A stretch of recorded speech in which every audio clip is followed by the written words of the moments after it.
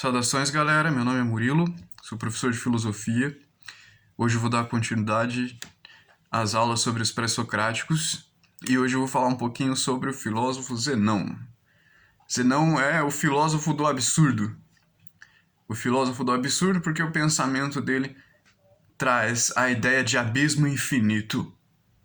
Ele não usou exatamente esse termo, mas é um termo que se adapta ao pensamento de Zenão. Zenão, nascido em Eleia por volta de 490 a 485 a.C., falecido por volta de 430 a.C., viveu pouco, cerca de 60 e poucos anos. Foi um filósofo do absurdo. Então, Zenão, diferente de Heráclito, ele vai se opor à ideia de movimento. Ele vai negar o movimento. E com isso ele vai trazer 4 argumentos absurdos. 4 argumentos que são basicamente a mesma ideia do absurdo. A ideia de Parmênides era a seguinte: se eu quero percorrer de um ponto A até o ponto B, eu nunca vou chegar ao ponto B. Porque para que antes eu chegue no ponto B, eu preciso chegar no meio do caminho. E quando eu chego no meio do caminho, para mim chegar no meio do caminho entre o ponto A e o ponto B, então eu vou precisar chegar no meio do caminho, na metade do meio. E para mim chegar no meio da metade do meio, eu vou ter que chegar no meio de novo. Ou seja, isso ao infinito. Essa noção, esse pensamento, traz a ideia de abismo infinito. Porque se eu me deslocar de um ponto para chegar a outro ponto, eu nunca vou chegar nesse outro ponto, porque eu vou estar sempre no meio do caminho, sempre a chegar e nunca chegando de fato. E isso me joga em um abismo infinito. Essa ideia, essa noção insinua que a distância entre um ponto e outro, entre um objeto e outro, seria o infinito. Ou seja, para Zenão, as coisas estão todas afastadas ao infinito. A gente pensa nisso atualmente e na hora a gente acredita que isso é um absurdo, que esse pensamento é um absurdo. Mas, apesar de ser um pensamento aparentemente absurdo, ele foi de extrema importância porque acabou incentivando outros pensadores a reverem tudo que já havia sido pensado naquela época, com o propósito de tentar compreender esse pensamento, compreender e contestar esse pensamento. E de certa forma, o pensamento de Zenão, ele não é desprovido de toda lógica. Na verdade, ele faz sentido. Porque atualmente a ciência está descobrindo que os átomos, eles não se tocam. Eles simplesmente interagem entre si através de eletromagnetismo. Mas a realidade é que um átomo nunca encosta em outro átomo. Então, se a gente levar essa ideia atual, essa percepção recente da ciência, recente em comparação à Grécia Antiga, obviamente, mas ela não é tão recente assim, já tem algumas décadas que perceberam isso. Essa percepção da ciência nos leva a crer que o pensamento de Zenão não é tão absurdo assim. Isso se aplica também à ideia de abismo. A ideia de abismo que a gente vai achar no pensamento cabalístico, que fala da árvore da vida, que tem como referência a árvore da vida e suas sefirotes. Uma dessas sefirotes é a sefirote da arte, ligada ao conhecimento ou ao gnosticismo.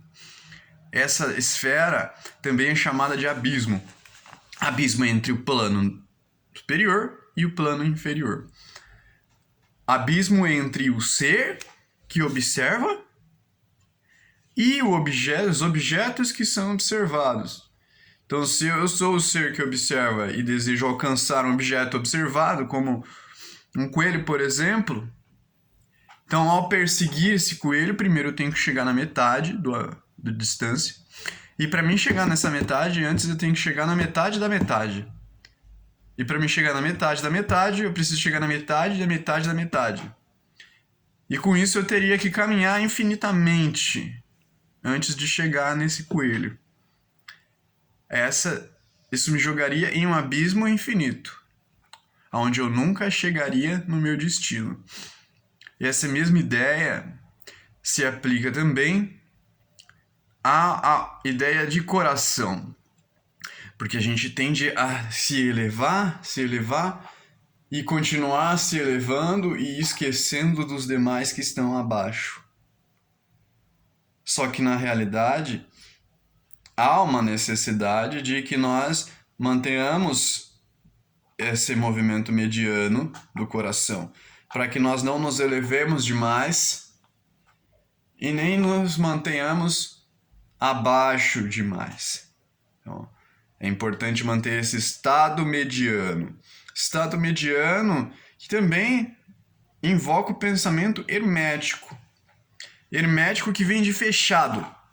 Fechado, por exemplo, uma sala fechada com vácuo. É uma sala hermética. Uma sala fechada, no qual dentro dela há o vácuo. Essa sala eliminaria dentro de si a gravidade. E por eliminar de dentro de si a gravidade, então nós teríamos ali os princípios herméticos dentro dessa sala.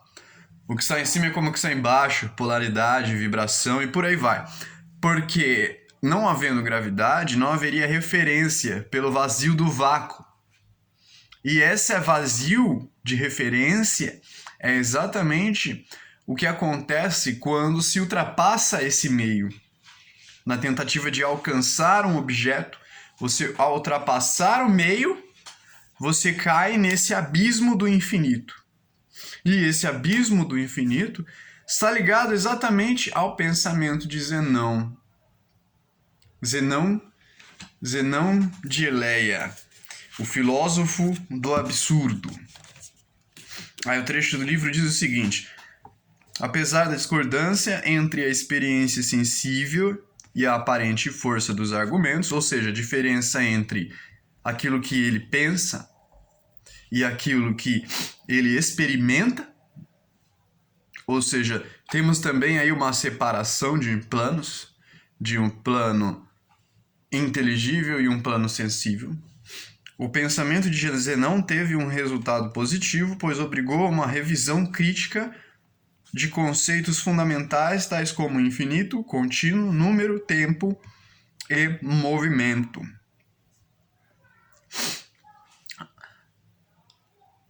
No próximo vídeo eu vou falar um pouco sobre Leucipo e Demócrito, discípulo de Leucipo, que desenvolveram um pensamento atomista.